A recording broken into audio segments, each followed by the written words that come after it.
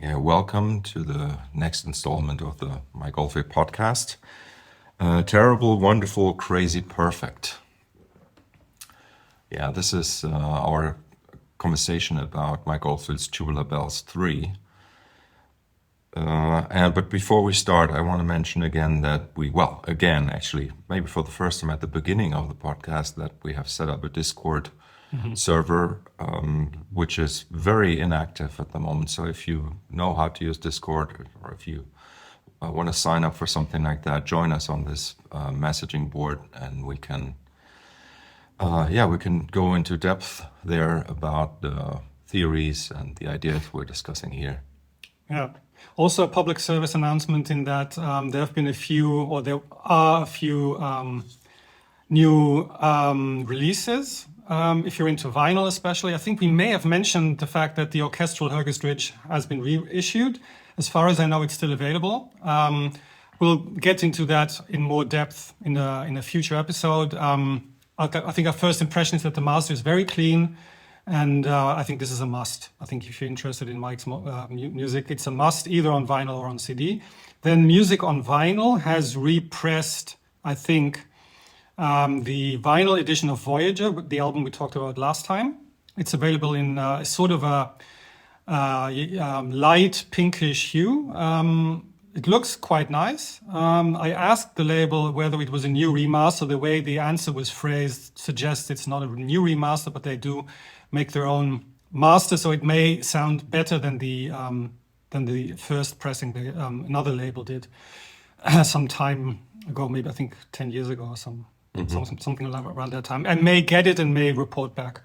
And then finally, there's a really weird release in that Amarok is getting repressed on vinyl. But that's official, right? Yes, that's official. It's already sold out, I think, from a few places. It's but this time it's not just a single LP, but it's actually a 2 LP pressing, which means there's roughly a quarter of an hour of music on each side, and it's half speed remaster. It's kind of a weird thing. This one too, I may get just to hear how it sounds. I think it might be interesting because some of these are limited and may be hard to get. So if you're interested, have a look. In terms of pricing, they're both okay, I think. Okay, but now back to the podcast. Yeah, Tubular Bells III, and it's funny you mentioned just by accident you mentioned Turkish Ridge, Voyager, and Amarok. And Tubular Bells III is sort of like doesn't really fit into anything like that, like really as a continuation or anything. But since this is the 90s phase of Oldfield, and it's the album that came right after Voyager, and where we said that the Tubular Bells III was kind of announced at the end of Mont Saint-Michel with 3 hits on the tubular bell. There is a continuation here for sure. Also, like in terms of the sonics, the approach, like the space, the kind of curious mid-90s or like almost late 90s electronics that are featured on this album. Yep. And electronics, I mean, just like as sounds, but also as a production choice, overall mixing choices and stuff. And also we have Rosa Cedron here, who is from that band Luar Nalubre. I don't know how to pronounce that, but which which was the original performer of the first track on Voyager. Yeah. So that's why there's sort of like a close tie here, not just historically, but also in terms of at least one featured musician.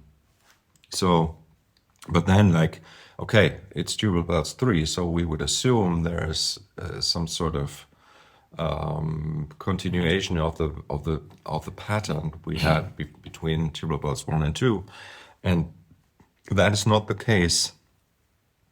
What this album is much more sort of a compilation, I would say. Or do you agree with that? I think Mike agreed. There was a big press conference around the release, and one of the journalists actually asked him precisely this. He asked, "Isn't this more of a sort of an overview of your career, arranged in a modern arrangement?" Just this paraphrasing, and he said, "Yeah, probably." And then Clive Banks went into a long explanation in how the name of the album doesn't really matter, and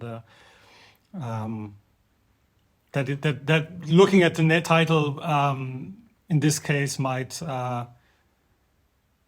be approaching it in the wrong way. Yeah. So I think like unlike at other times when we sort of give up like the most interesting thing towards the end maybe of the podcast or while we're talking, I wanted to say something here at the very beginning that I believe that each of these pieces has a very, very clear reference to his back catalog. And also that each piece is using a very, very straight either reference or even sample from a previous album. Yeah, I mentioned before that because I grew up in the 90s and that was really where I got really deeply into electronic music and especially electronic club music. And it was very, like what sets his music apart up until this one is that he rarely uses samples from exterior sources. He actually really rarely samples himself. He'll just play it. Why would anyone, like who's such a brilliant instrumentalist at so many instruments, why would he have to resort to sampling? But he does so on this album. So yes, that's part of what he actually revealed as part of the production process, that he actually used samples from his back catalog explicitly. Yeah, and some of which are very, very obvious. Yeah. Like the Omadon drums. Yeah. The Tubular Bells bass line, which is replayed, I think, is not sampled. Yeah, I agree. And now we're gonna list many more things. I'm sure as we go through this.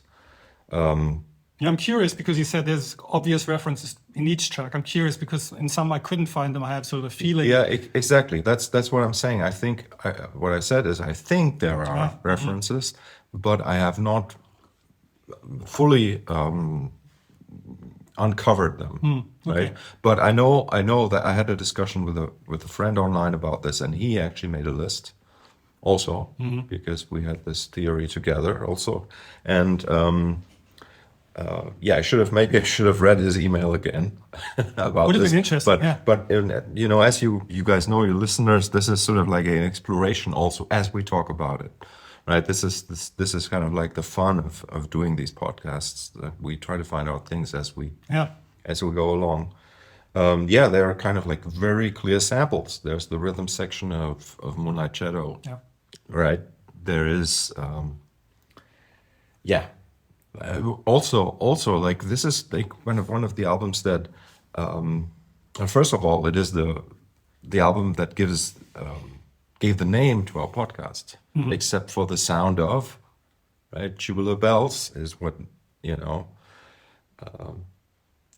is sort of like the leading vocal line, if you want to call it a vocal, in this work.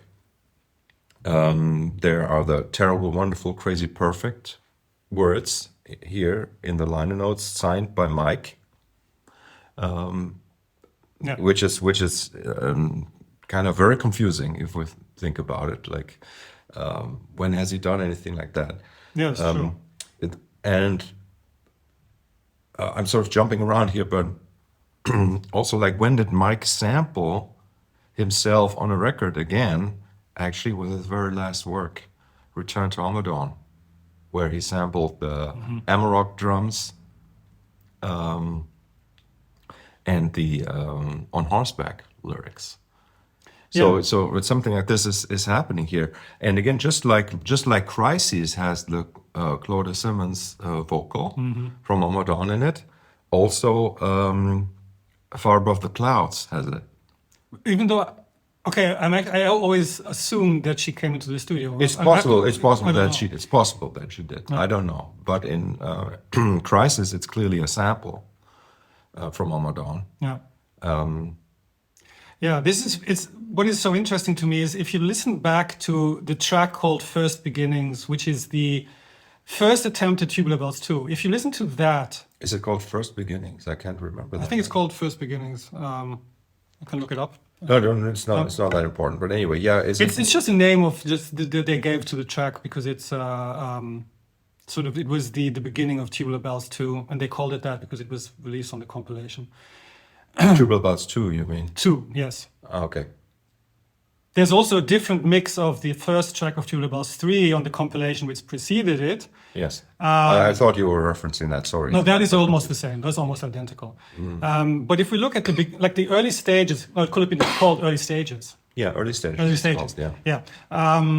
So if you look at that, what he was doing there is completely different than what ended up in Tubular Bells 2. So that early stages one has a lot of really fascinating harmonic ideas. It's really, really interesting. It would have been so, like, for me, just where would that have gone? It would have taken him. But to me, and then at the very end, where it fades out, he does some very cool psychedelic, he includes some psychedelic effects on the guitar. It's very, really, very interesting. And then Tubular Bells 2, of course, takes it into a different direction. But to go from there to here, I think it's just such a huge step. This one is really not looking back at all anymore. And I think it's also where he says in one of the interviews the way he understood dance music. And I have some things to say about that, about his idea of dance music. But the way he understood it is there are no chord changes. There's no harmonic content, as it were. It just stays on one root note. And even though that's not which is not what he does. It's not exactly what he does. Yeah.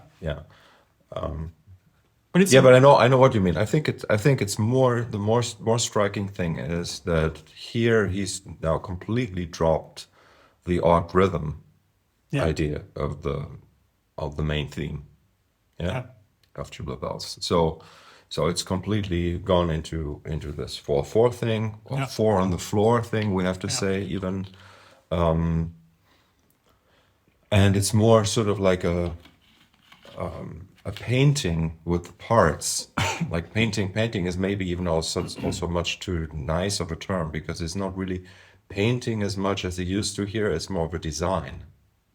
He's creating a layout. That's how I would say this whole record is more a design exercise than an Oldfield kind of thing, the way we know it. Yeah.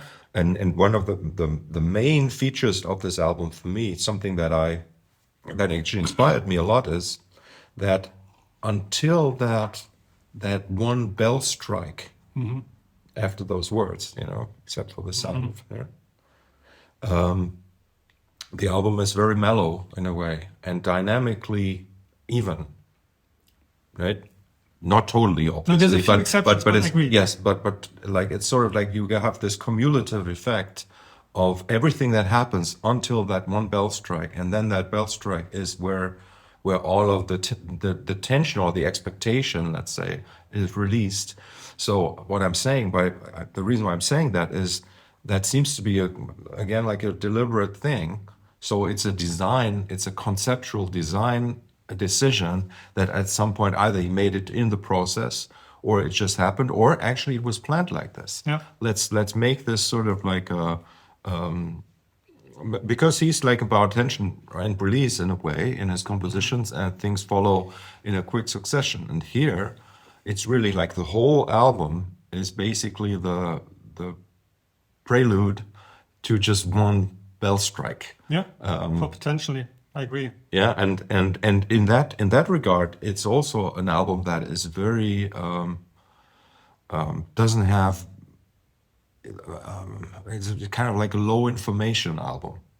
I like that idea, especially because this morning I took another look at the booklet, and if you fold it out a little more, this Leporello thing, which you have in front of you now, there come these. It's on the other side actually. If you turn it, it has these stock, what I would assume are stock images. There's no designer mentioned, no photographer. Stock images of people at an exhibition holding the Tubular Bells III catalog. And there's one person sitting in a sort of a designer couch in front of the speakers, which are also really weirdly shaped. So you may have a real point. I never thought of it as design, but I think he may have seen it. Absolutely, you're a genius. Absolutely, I think that's what explains it all. And it actually says the objects of desire were gathered by T3 magazine. That's the object of desire. That's. You see? Could very well be, yeah. Yeah, this is very, very interesting. Yeah, so it's sort of like an exhibition. It's sort of like an. It is, yeah. It's a wow. You see now I'm getting goosebumps, not because of the music, but because of the fact that there's sort of a concept here that again, like I think in a way we underestimate this guy still. Or his design department. Or his design department, who knows? But no. Like if you're an artist, right? And somebody would say, hey, you have to put in your liner notes the objects of desire were gathered by. Mm-hmm. No, you would, as an artist, you would say, no. Why has that such importance? Is T3 magazine, does that exist? I don't know what that is. We'll have to look it up. The liner notes are actually really interesting because there's lots of like stuff which is unexplained. Hey, there is a photographer mentioned here, but maybe for the portrait. Yeah. Right? Yeah. No, photograph by Andy Earl, portrait by Simon Fowler. So both. Okay, so they did a session for this. And it's designed. There's actually a designer mentioned, BSS 20 or something, and Tubular Bell conceived by Mike Oldfield. Tubular Bell constructed by Model Solutions. So yes, even though the tubular bell construction, I'm pretty sure. Look, the tubular bells which you hear on this album, which are, in my opinion, the best they've ever sounded, are pretty sure they're software. No, yeah, that's true. I think he's talking about the model for the cover. I would have assumed that it's like what you're seeing on the cover and what you're hearing is both virtual. I think. But you know, there's something very interesting here. If you look at the back cover has the bell from the back. Yes. Right? And we know that the original model doesn't have a back. Oh, I didn't know. Yeah. The original model was just the front. Mm-hmm. So in a way, there's something conceptual here that we were not aware of. I don't know if Tubular Bells 2 also has the bell from the back on it. That's something we would have to look up. But anyway. No, the Tubular Bells 2 doesn't have. It has this sort of this weird net. Yeah, I know. But so anyway, so you see it kind of like what we're saying now starts making sense. So even in terms of design, now we have a look behind the scenes in a way at the back of the Tubular Bell. I mean, it would fit also with the sound of the album, which I would. There's the few things I would like to criticize about the sound, but it makes sense also in this design idea, because the sound is really we've said this before. All of his 90s albums sound gorgeous, and this one sounds very, very nice, but it's very glossy and shimmering and glistening. Very different again from the live sound. I think the album comes together much better on the stage.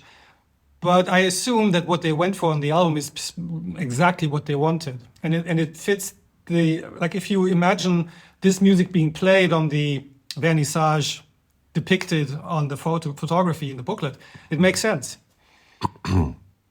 But it also adds to the fact that we debated that Sylvia Müller, who was mentioned as the assistant engineer, who he's also mentioned actually in interviews, not by name, but he mentions there's a female engineer on the album, assisted by two male engineers who are not mentioned on the album. We have no idea who Sylvia Müller is. So I checked it on Discogs, and the only album I think who she's associated with is this one. Mm-hmm. Google yields no results. I mean, of course. Yeah, I'm sure some people know what this is about, so I hope we'll get some responses.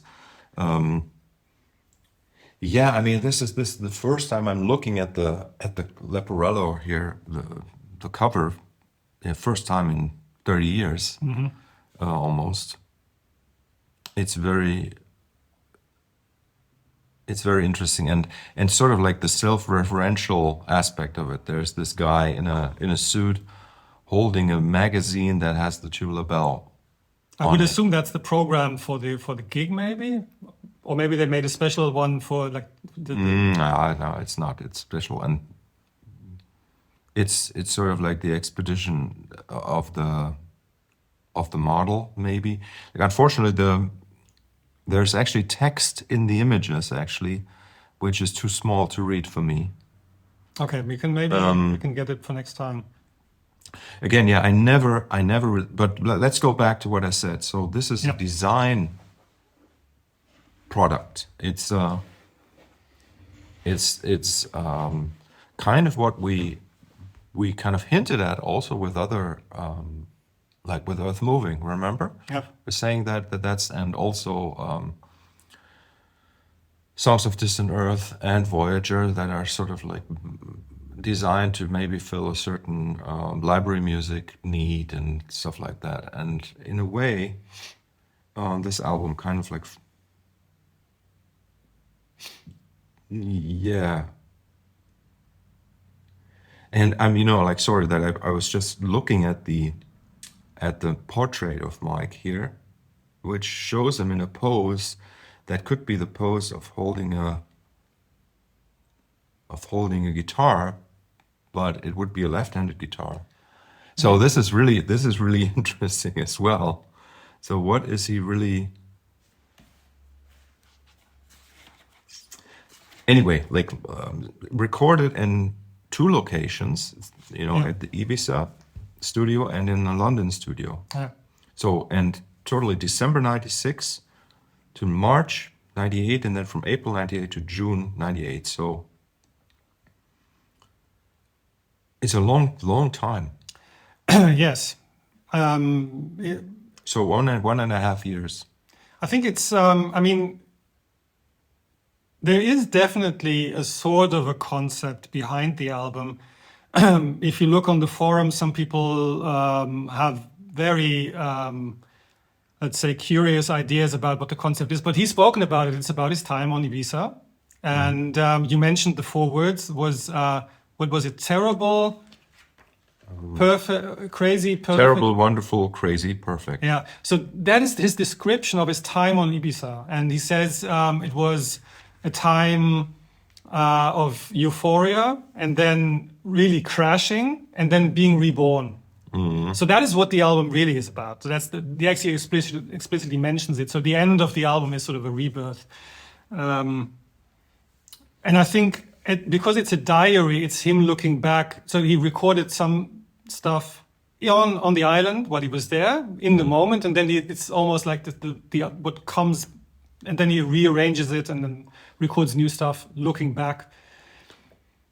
So probably on the 25 essential compilation or whatever it's called, that's the demo of the first part. Yeah, he's the vocalist on that one. There's a vocal. Yeah, exactly. It's sort of like a demo of that piece, rougher sounding, and some parts are slightly different than they ended up on the final album. And that must be a purely Ibiza product. Yes. That was before. Yeah. There was, supposedly there were more than 70 minutes of music recorded for the album, and we get 45 minutes. So I would love to hear the other, like the remaining material. The way they explained it is that it didn't quite work. The original idea was to have the entire album in the style of the opening piece, and then somehow they weren't convinced it was going to. So as a dance record, basically, you mean that? Or? Yeah, essentially yes. Even though I think it wouldn't have worked as a dance piece because of the way it's mixed, and maybe also because that's not his music. He actually, in interviews, he said, "I don't like this music." It's funny also, like on Millennium Bell, he has to bring in DJ PP to help him with of all DJs. Yeah, all DJs. So it's kind of it's funny. It's funny. Yeah, I mean, like it's yeah. I mean, it's kind of a again and that it's a wacky record, and that's make it very much a Mike Oldfield record too. So also here, so let's just start talking about the music, and we can go back to these other things. So the Source of Secrets starts not with the theme, right? Yeah. It starts with the wind noises, or what I can't really say what it is. Is it just wind? Is it rain? Is it? It's supposed to be the sound thunderstorm? of wind in front of his window on Ibiza. But you can hear a low thud also. So I don't know if that is maybe the waves crashing into the rocks or something. I don't know. And then we have this right, that little theme which you called the wind theme. I think he called it the wind theme, but I may be mistaken. Yeah. So which already puts this album more into Tubular Bells II category, where we have a little prelude to the main theme, which the original album doesn't have. Yeah. Which also means that because now this gets complicated now, what Mike called originally the beautiful tune, the A minor tune, I think it's called on Tubular Bells 2003, anyway, like that is sort of a version of that is the prelude to Tubular Bells 2. So now we could assume that maybe this wind theme is sort of takes that place on this record. Yeah. And what happens is, and that kind of makes sense, that we have the Source of Secrets and then the Watchful Eye, which is that theme. Yeah. And it's a relatively short track here. I would say no more than 2 minutes, really. I don't have the timing in my head. Yeah, it's 2.5 minutes or something. Yeah, and it's sort of, and it kind of like makes sense because in the original Tubular Bells, the first climax, after the first climax, we get the beautiful tune. So in a way, we have sort of like the structure reflected here, the structure of Tubular Bells 2 and 1, because it's kind of structurally the same, right, as we know, with the exception of the prelude. Yeah. So that wind theme reappears on different episodes of the album. It's but it doesn't really interweave as organically as the beautiful theme does on Tubular. No, it does not. It actually is cross-faded also, and it sort of like lives in a free time, like an ad-lib time kind of thing on top of the other intros. Let's say at the beginning of Jewel in the Crown, we can hear that very clearly that it's a crossfade. Yeah. Yeah, and Jewel in a Crown is sort of like an interesting tune because it has this sample library loop or whatever is it? You said it's a synth. It's from the synth. I think it's the JV 1080, which has this exact loop. I see. Interesting. And then on top of that, it has but these electronic tom-toms that sound like they're played by hand because they have sort of like a very particular feel. In a way, like Jewel in the Crown is sort of like a very interesting piece, I think, because it's so. That's the third one, right? Yes. Yeah. It's a little bit. It's a theme that he reprises on guitars. Yeah. Funnily enough, like in a almost one-on-one fashion. That's and it's sort of like kind of shapeless in a very interesting way. I like the tune. I like the melody. It has like a very nice uplifting effect in the end when he brings in those guitar counterpoints, and it's a nice tune, but somehow like really within the context of what Mike used to do, it sort of has a relaxedness and blandness, even, like, if I want to use this word, that we had not really heard before. Sort of like a continuation of the Voyager thing without the bite. it's interesting that I would say that the Voyager has more bite than this. That is interesting. Yeah, yeah. I think it's the beat. I mean, the beat is really just the literal sample. Actually, I may have done a track Using that. that very loop. It's not. I don't think it's the best loop to use. I mean, I really like it, but I agree. I mean, if he's on Ibiza, then clearly he's not only referencing Pasha and all the big house clubs, but he's also referencing the other side of the island, which is the Club Del Mar, Club Del Mar side of it. But, well, we know that he kept doing that even until Tres Lunas. Yeah. And Tres Lunas is supposed to be that kind of music, but he's already done it here. Yeah, so in a way, this is really kind of we can see that maybe here it was sort of still a little bit of a conceptual thing, and later on he maybe got lost in that idea, or maybe really didn't have much ideas anymore. This is something that I hate to say, but that happens at a certain age. Sure. For almost almost every musician, composer. It's just look on the Division Bell. When did that one come out? I'm not quite sure. It must have been a bit earlier, right? That was 95 or something like that. Because on the Division Bell, there are also pieces where it sounds a bit like Gilmour playing something which people think sounds like Pink Floyd. And there are two instrumental pieces on it. One of them is called Marooned. So Marooned has sort of a similar feeling, it's just Pink Floyd playing it, so it sounds very different. It doesn't have this kind of loopy and electronic dance or downbeat stuff feeling. But it's just a texture for him to improvise over for a very long time on his guitar.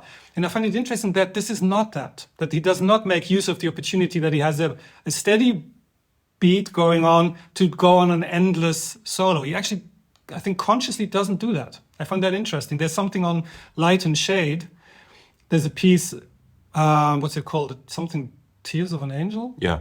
Which is, I think, sort of the same idea, but then he does make it to a one long solo, but he doesn't do that here, which is why I think the first three tracks, like the first three tracks of this album, really work for me, and it sort of hints at maybe where this could have gone if he had found a way to make it work. I feel, but it blends together. I mean, to me, I have to say that even though like I'm not the biggest fan of this album, but it certainly works. Like I think it does work. It's just that this feeling of a compilation, it's just totally new to us as fans. Can I ask you something about the sequence the sequence he picked? His version of the sequence of the Tubular Bells theme, which he uses here. What do you think of it? I'll tell you why I'm asking is because I feel like it's a really weird choice. So I've heard stories about how the album was inspired by him. There's different things. In Changeling, he says it was something the record company asked him to do. Then mostly, of course, in the press releases and in interviews, he said, I came to the island, I partied a lot, and then someone played me a tape, and on that tape was a piece which was a direct copy of the Tubular Bells theme with a dance beat. I just think that this sequence is, of all the ones he could have come up with, this is a really weird one because it's slower actually, and it's I don't know. It seems like it's made for a different kind of music. I was never convinced this is a good sequence for this album. I think I would have expected something. When you say sequence, you mean the theme, yes. Melody, yeah. Well, it's broken up. It's like one of the main features is the syncopation. Yeah. So the original and all the other variations, let's say, they start with the upbeat. Do dum, do dum. So up down, right? So the down and this one starts on the downbeat. Dum dum dum. So it starts on the one.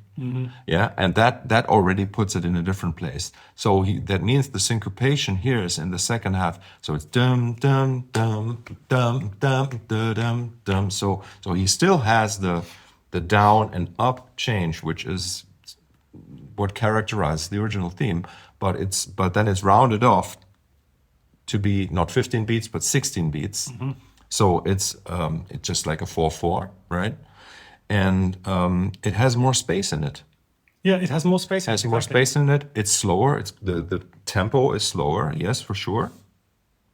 And is it like a bad variation of it, or like I don't think so. I mean, it's so recognizable again, like this. He also harmonically kind of like, or not harmonically. Well, let's say he flips the up down, like the original is. So the second half is higher, and here starts with the higher half and then goes to the lower. So it is kind of like varied in many ways, let's say, but still so incredibly recognizable. So there are two themes here, right? There's a second theme, the which is faster. Yes, that's and they both exist at the same. They kind of exist together, and they make that part actually. I think, and I think that sonically they don't blend so well on this production. I think that could have been interesting if they would blend more and become like more one sequence, as you call it, rather than being these separate themes. It's probably that, now you mention it, yeah. I think because if you listen to it on headphones, you'll notice that there's a lot of stuff happening in the stereo channels, yes, in the image. So and also sound-wise, because the palette is now like significantly expanded to electronic tools. So maybe they're more set apart simply by the sounds he uses. But yeah, exactly. It's the sounds that yeah, and it's that. Funnily enough, it's that fast theme, the fast version of the theme, which has like this sound, which reminds me of the mid-90 Casio keyboards, which is a sound that he actually used extensively on the wind chimes, which is, I still think it's charming and really works very well in the wind chimes. Here it kind of like sets itself apart from the 90s synthesizer sounds. And anyway, like all these sounds are from the mid-90s for sure. Yeah. Right. But anyway, like the point is that here the theme is made. There are two versions of it: the slow one, the fast one. The slow one played with a piano. The fast one played with a synth sound, and I'm just, like a note to myself, I'd like to hear them played with the same sound, and would like to understand how they interact. And that fast theme is with at the end, the dim, dim, dim, dim, dim, dim. That's sort of like maybe what Mike or even like the popular techno producers at the time, or producers of popular techno, that's what I mean, actually, in the mid-90s thought would be a cool riff, which to me is a little bit weak for my personal taste. I think the riff then comes later in the final of the first track. Yes. I have the suspicion actually that and which he also plays on guitar.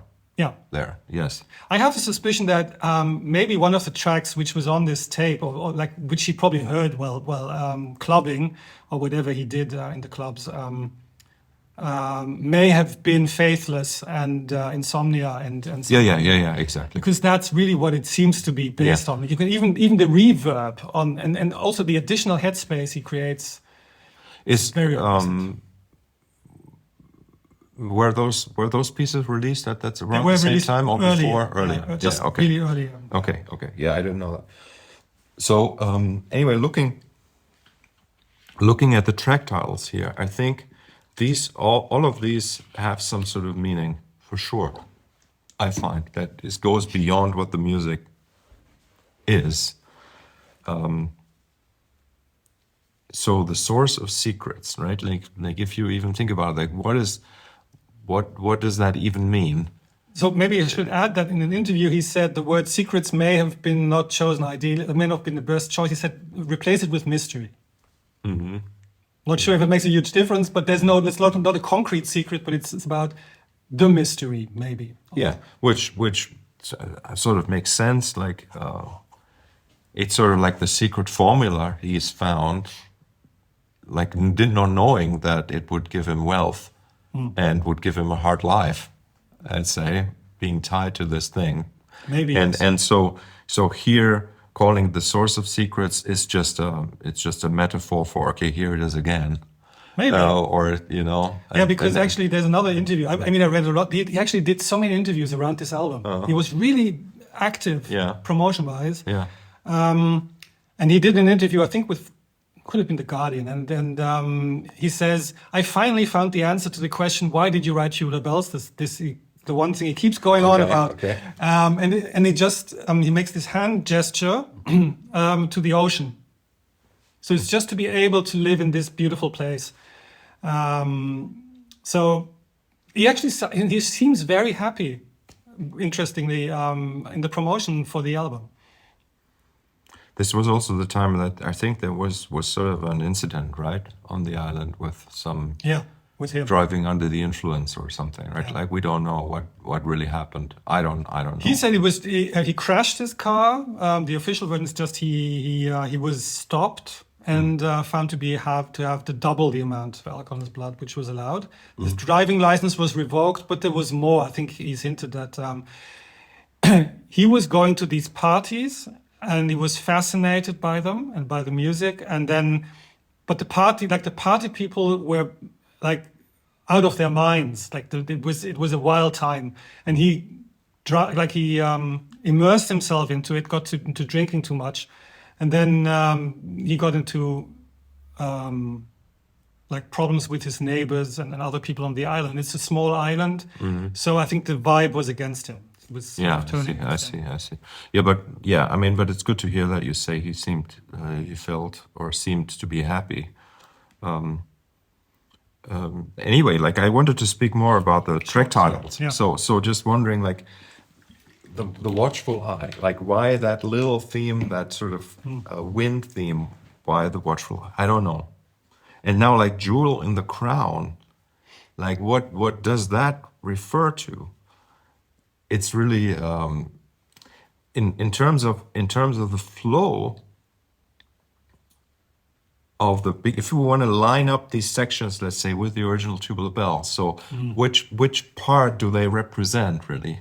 So where Outcast represents the thrashing section, right? And we already know that this structure breaks very quickly, right? Like because that we don't have the finale in the middle, we have the finale at the end. Yeah. So obviously, you know. So I'm just wondering, like, what jewel in the crown could even kind of refer to? I'm sure we're not going to solve that, but I'm just saying, like, now looking at this and hearing that track in my head, I can't see. It's funny because I always, to me, these were always just like randomly picked, but they're probably not, as you probably right in saying that they probably have a deeper meaning. If you think about it, this as a design object, they must have some sort of meaning for him. I would have assumed Jewel in the Crown to have some sort of spiritual background. He was doing spirit like Qigong for sure. Jewel in the Crown sounds like could have come from Buddhism. But I have to be honest, I've never really spent any time figuring that out. Yeah, I'm just trying to understand what the Jewel in the Crown melody represents, or where it comes from. Maybe I'm getting like a sort of like a hint in my subconscious that it is a variation of the theme that we know. But that we know from another record. I mean, to me, it was always something from the Songs of Distant Earth, because the piece itself could have. Yes, I know exactly what you mean, but I don't know. Like, this is something for the listeners to kind of like jump in on, Anyway, I mean, Outcast. Outcast, the word itself, yeah, that's Outcast, many references. First of all, it's the shadow on the wall beat. It's the drum sample. It's the Simon Phillips drum sample, including the cowbell, which I love. It's just like it's such a great groove. It's the thrashing. It's the thrashing in a key now, like where on Tubular Bells, like it's all over the place because it's all major chords that he's moving around. And it has the demon out vocal, which I think is very kind of like very significant. Like, you know, in combination with the source of secrets idea. Like I think that there's sort of like a yin and yang of the good and the bad of being famous and having sort of key to making money, you know, or yes, I don't know if that it's good to say that, but you know what I mean. yeah. And so it's up the Outcast, which is funny because like Man on the Rocks, Cast Away, and a beautiful little song. Same idea here, I think. Not musically, but you know, and you could say Outcast as him being the outcast, which is the castaway. Yeah. Which in Castaway that's the case. That's what he's singing about or writing about. The here with Outcast, it's also the process of outcasting, I think.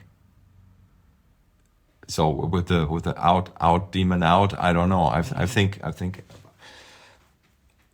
you know what I mean. So it's in a way not just it's not a track that's sort of descriptive of his position really, but it's like it's the caveman, right? It's the caveman voice, it's the caveman style. So we have combination here of shadow on the wall, Yeah.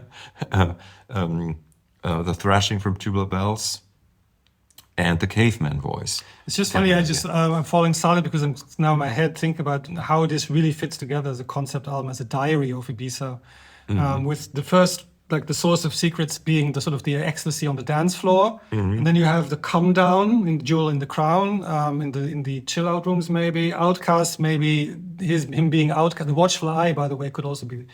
Watchful Eye could be the trip from the club to Yeah. his house or Yeah. something, or Could be police. It could be the society. also that, yes. And then, yeah, I mean, and then at the end of Outcast, there's the scream. Also, like in the track "Man on the Rocks," there's also Jewel and Crown references. I just realized. I have the lyric in front of me. Of which lyric? "Man on the Rocks." Oh, Man in the Rocks. Sorry, Man in the Rain. Sorry, Man in the Rocks. Man on the Rocks has the words Jewel and Crown in it. Just saying. Sure. You should probably. So there's this theme here. So Jewel and the Crown, then because in Man on the Rocks it's referencing drug addiction. Yes. So maybe Jewel in the Crown has some of that soft highness, let's say, which. And again, like, I mean, this just doesn't make any sense, but like In High Places is sort of like a. Remember, originally, maybe you don't even know that, but on the live shows in 1982, when they played In High Places before it was released on Crisis, Yeah. I think Maggie Rice says this is a song about leprechauns in one show, and in another show she says it's a song about dwarfs. So. Anyway, like this is just a random note here. Okay, no, do go on. It's interesting. It's Yeah, I'm kind of seeing all sorts of these themes pop up now, even if it's just single words or. But you're right, and Outcast then is the. Again, Outcast like having the shadow on the wall thing, and then we have Serpent Dream, which is the flamenco guitar part. And the only other piece that we have where he does that is actually Taurus 3 on Crisis. Is that little kind of flamenco composition. No, in Amarok, I think there's also a short... absolutely, you're right. Yes, you're right. But yeah, you're right. I thought it was a direct quote, but it's not. It's actually very different. Yeah, it is very different. Actually, this is amazing on the concert, I think. On the live version they do it, it's even better. And we have, if I remember correctly, we have a lot of the Watchful Eye theme, the wind theme here. Yeah. I should also we shouldn't forget that also one recurring theme is Amar's singing, the vocals she does, the Indian vocal. They all also reappear at various points, like on three tracks on the album. I think it's in the Source of Secret it comes, and then it reappears in Jewel in the Crown. Jewel in the Crown. Yeah. And you know what I just realized? Now this is another. So you called it the wind theme, right? And maybe what it is maybe actually could be wind chimes. So in the concert, that could actually be wind chimes. In the concert, it's played by someone. I don't know if it's actually played, but you see someone doing the glasses. You know the ring of the glasses. Yeah. Yes. I'm not sure if he's actually playing it. I want to. No, that's just for a show. For show, right? Yes, but anyway, that is interesting because you know that I had a realization. I was at a friend's place this summer and we sitting outside and there was actually wind chimes there, like a set of wind chimes in the wind. Yeah. And I heard that and then I realized, oh, come on, those are the notes of the beginning of Ergus Ridge. And then I took my phone out and I started playing the beginning. It was actually in the same key even. That's cool. So the you know, and then realizing that we have a piece called the Wind Chimes, the small tubular bells. Well, you can see I'm somewhat more cynical with this album than you are, because I always think that's just a preset. I think it's just a preset on one of his synths. No, of course it is. No. What I'm saying is like, and obviously, and this is why I love doing this podcast. It's obviously this is all kind of after the fact and but to see that there are these themes or these ideas that kind of like pop up, even though they were not intended or thought about, but there is sort of like and I think it's something that makes us human is that we act out certain patterns. Yeah. And now, why did you call that theme the wind theme? Yeah, because it's combined with the wind, right? It is a sound that doesn't sound like a chime, right? Okay. But if you think about it, it's those 1, 2, 3, 4, 5. It's 5 notes, right? And so I don't know. It kind of like makes sense. Yeah. Also, the way that it reappears. The reason why I was just saying that in Serpent Dream, we have it plays in the background, right? In the start of the flamenco section, and before the actual beat comes in, which is sort of a Boran beat as well. So it has the Irish flavor. So it has a very clear reference to rhythms he did use on Amarok and on Voyager. The 6/8 kind of thing, right? Which is most pronounced on Amarok. And then later, Mike samples that Amarok 6/8 groove for Return to Omadon. And also, I mean, I'm saying this again, like the Far Above the Clouds track, even though it has the Tubular Bells bass line in it, right? It's more based on the Omadon finale of side 1. Yeah. Right. So, and also the Inner Child. Both the Inner Child not so much, but certainly Moonwatch references one of the main Omadon themes. Yeah. So so that there, the leanings, let's say, to his back catalog are really mixed up in a very, very, very awkward way. Yeah. Like the crisis, like the fact that there's so much of crisis in this as well, where like again, Far Above the Clouds is even like also you could say more so than Omadon is like the very last, the finale section of the Peace Crisis. Mm-hmm. Yeah. Yeah, it is really weird. I wonder, as I said, I would really love to hear the material not used, or maybe the first draft of this. Yes. That would be fascinating, and especially if there's more, right? If there are really more pieces or more ideas Yeah. that, and I believe that's true what you said. It would be so fantastic to have an insight into what he was doing here. Because of course we have like this was the prime era of the CDs. So CDs were usually criticized for being too long and featuring too much material. But he has 30 minutes of music which he just doesn't use. So it would be interesting, didn't he not use it because it didn't work, or because it wasn't good, or because this ultimately was the most convincing overall arc you could build. No, I mean, so going back to like likening this structure to the original Tubular Bells. So I think the actual breaking point is after the Inner Child, Yes. right? So this is where we go, suddenly we have a song, Yeah. and it's the only song on the record. Yeah. And it's a song that is not even sort of original, like the Man in the Rain idea I think he had even before they did Moonlight Shadow, Yeah. right? Yeah. So, but then the track is based on the rhythm section of Moonlight Shadow. By the way, Actually, just to make it more confusing, that Man in the Rain apparently transformed into Heaven's Open at one point. And then he goes back and actually makes it the way it might have originally gone. yeah, and yeah, I mean, I remember that the reference came up also with When the Night's on Fire, when Barry Palmer was singing a demo.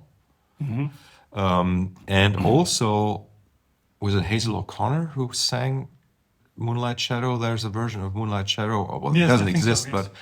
but and for some reason, the Man on the Rain and Moonlight Shadow, I thought it was something that already kind of coexisted for a while. I don't know if that's true, but anyway, some other people may know. Okay, so the point I'm trying to make, the inner child, two things here. So the inner child, psychologically, it's a concept that's been around since about that time. That,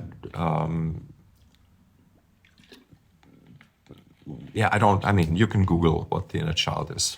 I don't want to talk about it. But it's sort of like, this was from a time when he was actively promoting psychotherapy in '93, right? So it's still in the phase where probably he was researching into his own life and into his doing therapy and stuff. So it makes sense. Okay. Maybe there's something about the melody that meant something to him in that regard. But I think it's more important to understand, okay, which part of Tubular Bells does this reference back onto? And it is the little acoustic guitar bit in the original that leads into the finale. Yes. It's the beginning of the finale. And here, the reference, because of the operatic voice, the female voice on top, operatic in inverted commas, on Tubular Bells, it was actually an operatic. Was it called there? I can't remember the name now, because it has a clear title on Tubular Bells too. Sorry, Okay, I don't understand that. I don't remember that right now. But yeah, so this is very clearly the end of the reference to the original sequence Yes. with the inner child. And then rather than getting the finale, now we get stuff that's inserted. We have three songs before we turn to the beginning theme again with secrets. So we have "Man in the Rain," the song, "Top of the Morning," the little instrumental song, which sort of references a piece like, for me, it's very much like Punkadiddle. In terms of structure, in terms of the simplicity of it, of having just Actually, the sections. sound, the lead sound has this similarity with it. Yeah, for me, it's sort of like the Punkadiddle. Yeah. So it's the Platinum reference even here. Then Moonwatch is this little, it's the Almadorn reference of the theme 2 of Almadorn, which is really wacky in this sort of arpeggiator, purely sort of like new agey kind of context. Very interesting, because like Almadorn has nothing, there's nothing new agey about it for me. So it's really like he sort of puts himself, or puts that theme into a context that has been assigned to him from the outside rather than things he's done before, really, which is interesting. Then we have, like I said, then we have Secrets, which is the 10th track. And that is just a reprise of The Source of Secrets. And then we have Far Above the Clouds. If you're talking about the titles having meaning, then actually we could see the first suite, which are the first 6 tracks, as being the Ibiza section. And then we come to the UK, where he actually records the second, like this part. And we have the like when he comes to England again, we have The Rain, and Top of the Morning, which is like a very British expression. Yes. So if you're taking the titles as indicators, then maybe that's what it is. So we come from The Source of Secret, like the hot blood, like Serpent Dream is a flamenco reference to the Spanish side of things, and then we come into The Rain and then Top of the Morning. So maybe there it's sort of, and then that's how it breaks. Absolutely. And the the inner child as sort of the end of the first half. Yeah. And then we have Moonwatch as the end of the second half, but it's only 3 songs. Yeah. It's funny. And then we get the reprise, or the which combines, and this is very notable, that Far Above the Clouds combines the finale bass line from Tubular Bells with the opening of Tubular Bells, let's say, plus, which the Secrets part, plus the Tubular Bell, the way that he used it, not on Tubular Bells 1, but on Tubular Bells 2. So it's a real, and then like I said, and then it has the Crisis reference, including the Claudia Simmons and what is it, Francesca Robertson vocals, and the Almadorn strumming, and then the idea of the screaming lead guitar on top. Where here it takes a much more improvisational form, where the melody is very unlike, from Mike, I find, very unlike his other melodic writing. He kind of like, it seems like he's letting himself intentionally play with less sureness. Could be. I mean, on the live version, it's even more raw. Yeah, of course. Yeah, exactly. And actually, in this one, there's a lot of gesturing. I'm not a huge fan of when you have these shows and people, like the percussionist does nothing and makes these wild gestures. Yeah. And there's a lot of that going on. But actually, I think his mimicry, like his facial expressions, are actually true. I think he's really. You mean Mike? So. Yeah, I think he's really drawing out something deep. Yeah. I think he wanted to go back to that. Yeah. To that Almadorn or Crisis finale kind of intensity. Yeah. But more of the like interesting thing, like more the so more drawing out of repeated small phrases, really small units, musical units, rather than the through composed melody. It's interesting, kind of like trying to tap into some more intuitive expression there. Which is a great counterpoint to the more electronic elements underneath, which are just like continuing. Yes. You know? Yes. Yeah, pretty much sequenced, lots of sequence parts and quantized. And one of the great things I always thought was that the bass line, which comes in, which is here used sort of as an electronic sequence, a sequencer or bass sequencer, it's really astoundingly similar to Donna Sumner's "I Need Love," which is the most iconic bass line in dance music. Yeah. It's funny when you put them side by side. There's also a few other tracks which make use of the Donna Summer bass or Giorgio Moroder bass line. This is an astounding similarity. Hey, and you know what? I just realized that there's another similarity here that is very striking, which is the North Star from Platinum, which is originally based on that Philip Glass piece. Very similar in its simplicity. This harmonic structure, very much like that. Far Above the Clouds is what I'm talking about. And you know, the funny thing, as it fits, yes, that's true. And remember, like, it is true. Wow. Like I just had it in my head, playing in my head.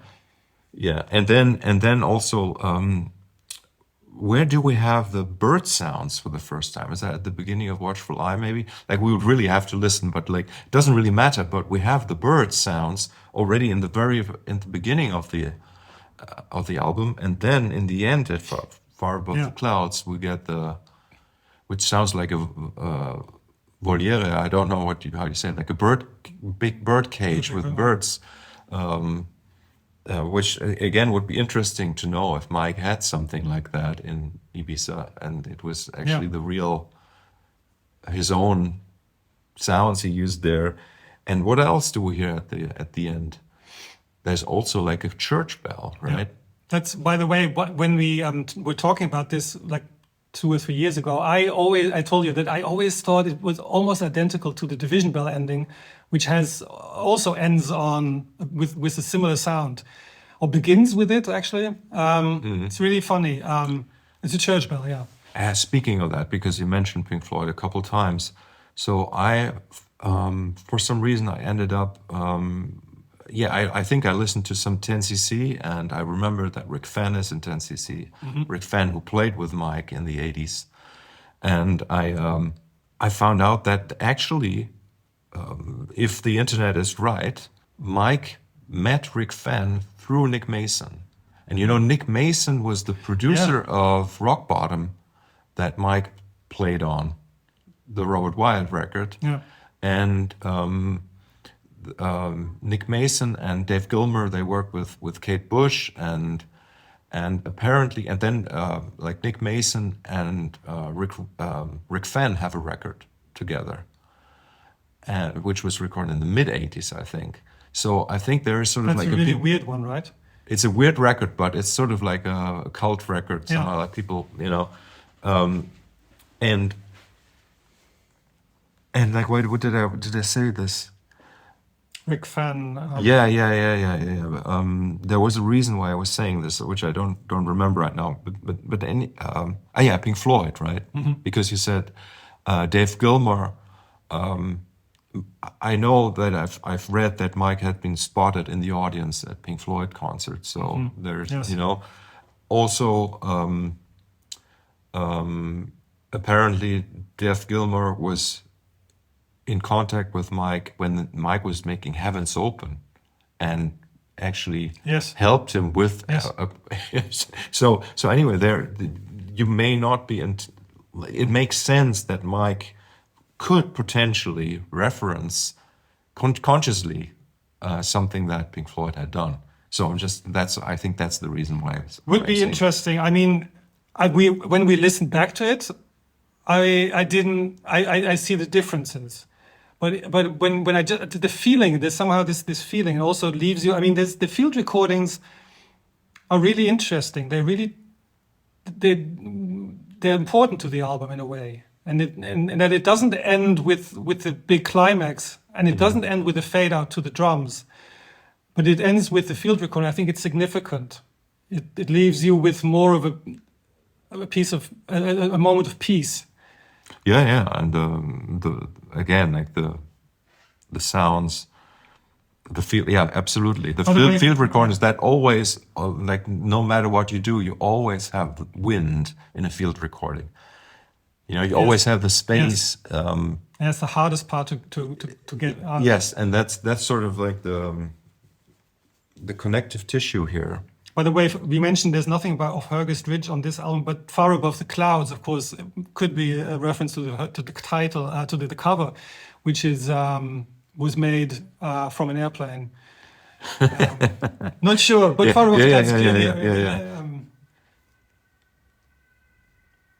Yeah, you know, like this is something that we certainly have to talk about, and like I don't know if I can even recall it completely, but because like I think it's Greta, right? His daughter says, and the man in the rain picked up his bag of secrets and journeyed up the mountainside, far above the clouds, and nothing was ever heard of him again except for the sound of tubular bells. Yeah, I think it's like, I don't know, like how amazing is that?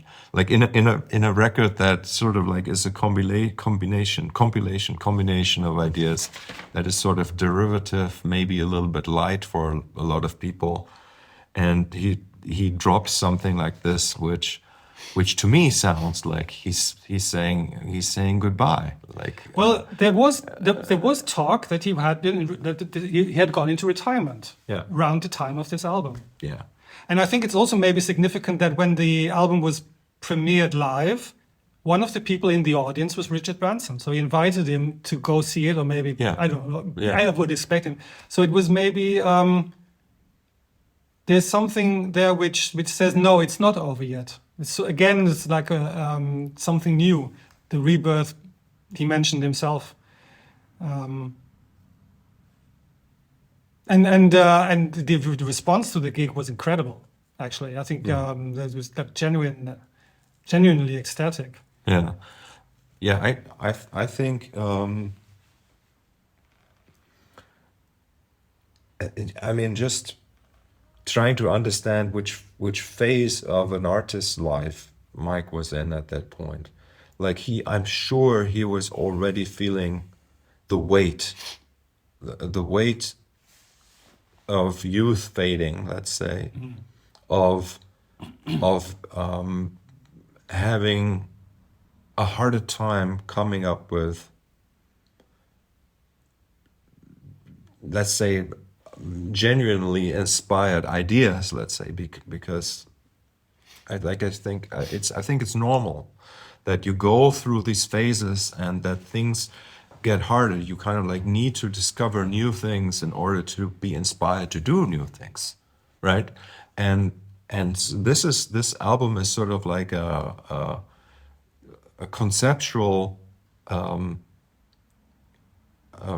therapeutic concept or a therapeutic process, let's say, going through something like that and basically saying that. I think that's where the Outcast, like that Out Demon Out, and the except for the sound of, like those two lyrics, they kind of like fit together, and it's about this idea, like, okay, maybe the only thing that remains or that will ever remain is the sound of Tubular Bells, as the album, as referencing the album, right? Not just the instrument. And if, like, maybe at the end all I'm being remembered for is Tubular Bells, and which was already the case, especially in non-European countries. Yes. Right. So it's very self-referential. It's a very self-aware record and artistic statement, and I think that's what we have to give him credit for. Like, it's doing something like this I don't know, like less artistic in a way. No. Yeah, I'm pretty sure that the time of his the period of his life cycle plays an important role, because Around almost exactly the same time, I think 1 year before, Jean-Michel Jarre released his second Oxygen 2, which is called Oxygen 7, parts 7 to 13, which is may have been inspired by Tubular Bells 2. And it's really I think they're around the same age. I actually think Jarre may be a little bit older, but they were around the same age. And I think they were facing similar issues. If you look at the Jarre discography, then he was really struggling to find a new direction after closing a first cycle of albums, which goes roughly to Rendezvous in 1986. Rendezvous, actually, that's material he composed a lot earlier. So like Mike, he may have been in a situation where he didn't really find big melodies. And he used old ones, but he arranged them in an incredibly ingenious way. So I think Rendezvous is one of the big works he did. But then afterwards, he had to reorient himself, and he tried some stuff like on chronology. There's a first attempt to work with modulars, but then with his attempt at Oxygen 2, he actually does it very differently, I think, both from Tubular Bells 2 and 3. So it's really interesting to compare that. And I think what maybe sets it apart is that the second Oxygen is really a new start. It actually is. It doesn't close something, but it actually, because he was using analog synths a lot in a really good way, he was also looking to the dance floor, but in a more minimalist fashion. And the albums he did after that are, I would argue, more interesting than what Mike did afterwards. But then, of course, the electronic medium was more Jarre's medium anyway. But I think they were both sort of in a situation where you've reached an incredible, enormous success in the first phase of your career, and the 90s were so fast moving. There were so much interesting things happening that you had to feel like you were left behind in a way. So it puts you under pressure. I think it's like Tubular Bells 3 was a hard record to make, in that if you go too far in the electronic direction, then you lose what makes you Mike Oldfield. And I think sort of I sometimes think that Light and Shade was an attempt to redo Tubular Bells 3 more from a dance floor perspective, because there are some themes which come up again. There's the rock piece interchanged with the electronic pieces. But I think it loses what makes him to a degree. And if you don't go far enough, then you're just retreading old ground. So it's somewhere in the middle, and that's always a very hard position, I think, to convincingly pull off without alienating everyone. Yeah. And, calling this album Tubular Bells 3 is sort of like a real statement in a kind of like a very maybe self-harming way. But I think as not self-harm, not that he was harming himself, but kind of like potentially harming his career. Yeah. And I think it's a good thing. It's a cool thing. It's a cool thing that he did that he was able to do that. He was basically saying, it's okay if it all breaks down, because I'll be remembered for Tubular Bells, and I can do whatever I want. Doesn't matter. And I can even try to kind of attack the legacy by doing this. And maybe that's how he was trying to find his freedom again.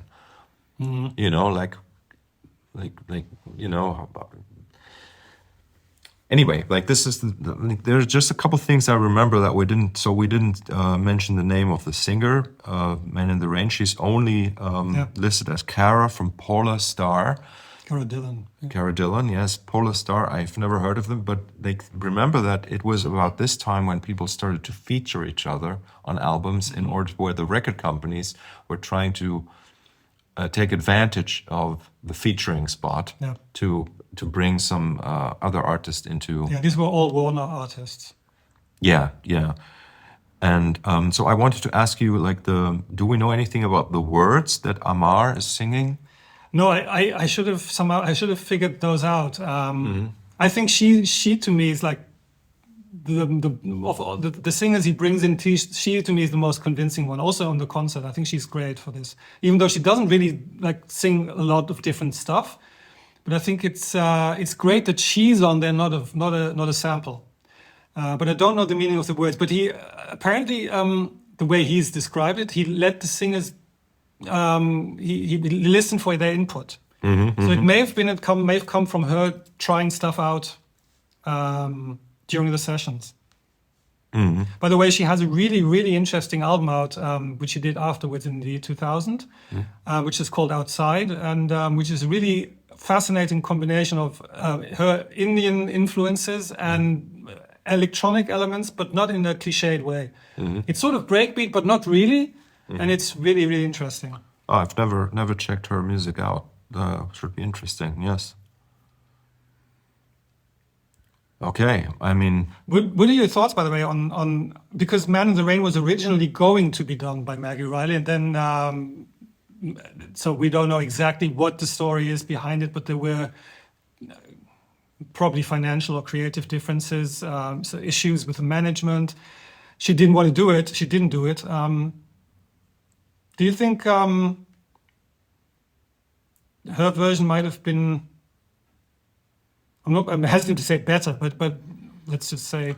I mean, think overall, in hindsight, I think it's good that she didn't sing it. I agree, yeah. Because it also makes this album more striking and more bizarre. Yes. Yeah. So I know I have never thought about it. The track they did before, I mean, Mike and Maggie, was Blue Night from Earth Moving, which is a beautiful piece. Yeah. Incredible piece. So this would have been, conceptually, it wouldn't have worked to have Maggie sing Man in the Rain. I don't think so. I think it's perfect the way it is. And then later on it was, like in the live show,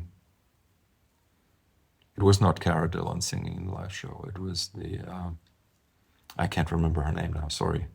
On the live show, oh yes, wait. Oh yes, it's Pepsi, isn't it? Or Pepe? Is it I think she... No. I think she's singing it, actually. Oh, really? Yeah. I'm not sure if that's a great fit for that song. We'll have to look it up. I just had the other name, but on the tip of my tongue, it's gone again.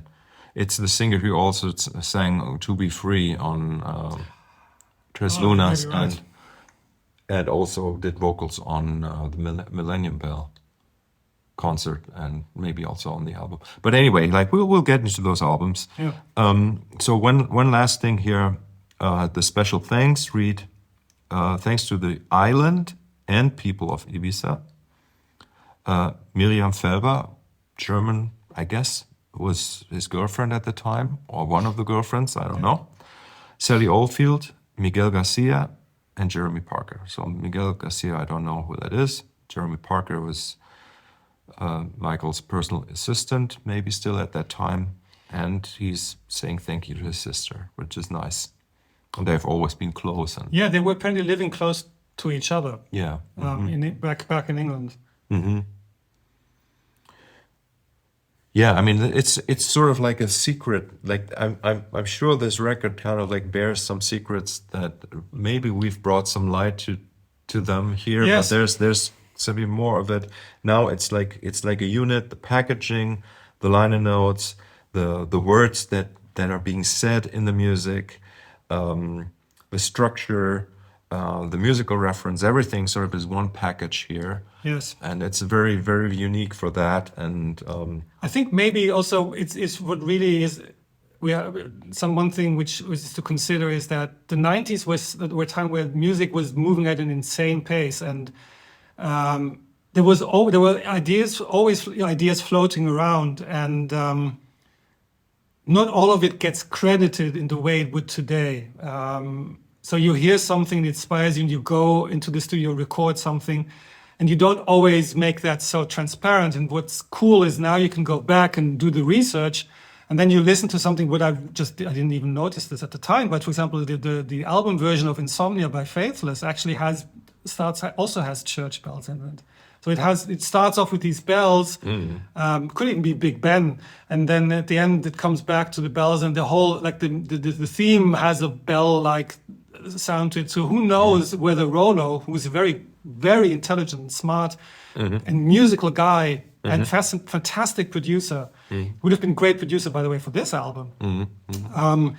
Maybe he was, and I'm sure he was aware of Tubular Bells, and maybe like ideas like that went into his album, which may then have influenced Mike while composing Tubular Bells III. I just, like, if you go back, you will find that lots of things were happening at the same time, same people, like different people coming up with the same ideas at different spots. And it's, I don't know, it's in a way, again, this album focuses some of those ideas in a very personal way. It's very different than anything else released at the time. I think sometimes to its detriment, but also to its credit. I think that's what the album is to me. It's really contradictory in places. I'm not really convinced of everything. Like I always think that the break between Jewel and the Crown and Outcast isn't particularly great. But but this is a compilation, right? Think about it. Yes, it's not meant. And like the worst one for me is really the end of Inner Child going into Man in the Rain. That's sort of like, but that's also like where the breaking point, as we said, is in the flow, and it's kind of brutal. Yeah, and from Man in the Rain into the Top of the Morning, by the way, I think it's a beautiful transition. Yeah, like those three pieces, Man in the Rain, Top of the Morning, and Moonwatch, they make this little side B, and then the reference back to side A comes. There are people who prefer this one to the first one. I mean, that's really, I would love to talk to them a bit more about why, but it is, I think it's so different, and I had it actually playing on again, and people said, wow, this is great, what is this? So anyway, just because I see it right now, so it seems like Sylvia Müller is the assistant engineer, according to this, produced and engineered by Mike Oldfield. Yes. I have to say again that I think it's a brilliantly engineered and sounding record. It's really, really special. I agree that it sounds good, but I also think that and my main issue with it is that it's not mixed. Like if you're going to do something which references the clubs, I think the Source of Secrets doesn't sound the way it should. I think the way it's mixed, the bass doesn't have enough bass. It's really weird that he mixes the bass so high. The bass drum doesn't have enough. It's also no. I could totally disagree, because like certainly this was not made for the club. It was referencing. It was taking inspiration from. But then the bass, and remember that, like, again, we need to see this in the context of Tubular Bells, where the bass is the melodic instrument. Sure. And so he does that here as well. So I think it's not if you would like this to be an actual dance track that would be playing in disco, it wouldn't work. No, but I was referring, like, if you think of acts like Underworld, I re-listened to the Underworld stuff while preparing for this one. Yeah. And that's a band which, of course, they work in the club, but it works just as well at home. I mean, again, it's also maybe like my personal point of view, because I grew up like musically in that time. Mm-hmm. I just have an issue with the mixing of this. Even though I agree that it sounds great. I think the sound, it's one of its distinct features. It sounds beautiful. But I also think that the drums don't quite work for me. Mm-hmm. But I also would say that probably the reason why so many of his fans actually do like this one is probably because he didn't do it the way I would have preferred it. So probably his decision was completely right, even though I think it's... Yeah, I mean, yes. Yeah, I could give some examples where some friend would single out like the Guitars album, for example, as their favorite and the best sounding, and I would go like, ooh, what? I mean, interesting, right? But I'm sure they're right, and like this is the beautiful thing for me about like doing this podcast with you. We go over things in such a way that I can reignite my fascination with it. And it's fantastic. I mean, thanks for doing this again. And are we kind of like done or? No, I think we're not, but we should. It's a good point. Like this was about an album of harsh transition. So let's let's make a hard transition to the end. Okay, please keep writing comments on the YouTube version of this and wherever you find this and listen to this. Thank you so much. Go to the Discord server. Link is in the description. Thank you so much and see you next time.